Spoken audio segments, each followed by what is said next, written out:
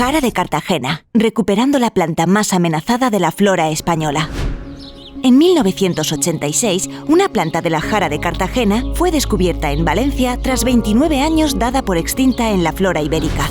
A diferencia de otras plantas, la Jara de Cartagena necesita otro individuo con el que cruzarse para poder tener descendencia, y siendo esta la única planta conocida, su extinción parecía inevitable. Esta es la historia de los esfuerzos realizados para evitar su extinción. Tras ser reconocida como planta en peligro crítico de extinción en diferentes catálogos nacionales y autonómicos, se empezaron a investigar diferentes vías para su conservación y recuperación. En los años 90 se hizo la clonación in vitro, de la que se obtuvieron numerosos ejemplares idénticos genéticamente al progenitor, es decir, clones, pero eran incapaces de reproducirse, además de presentar mutaciones no deseables. Sorprendentemente, en mayo de 2012 sucede algo bastante inesperado. La planta valenciana produce un único fruto con 3 semillas, de las cuales 2 germinaron.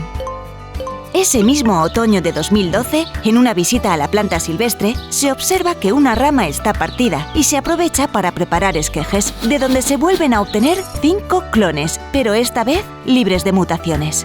En 2013, la planta vuelve a producir 28 frutos con un centenar de semillas, 15 de las cuales germinan dando lugar a nuevas plantas.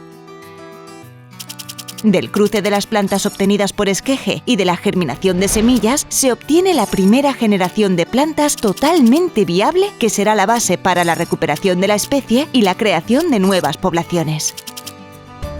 En la actualidad, algunas de estas plantas pueden observarse en el Oceanographic, que actúa como productor de semillas que sirven para la introducción de plantas en el medio natural.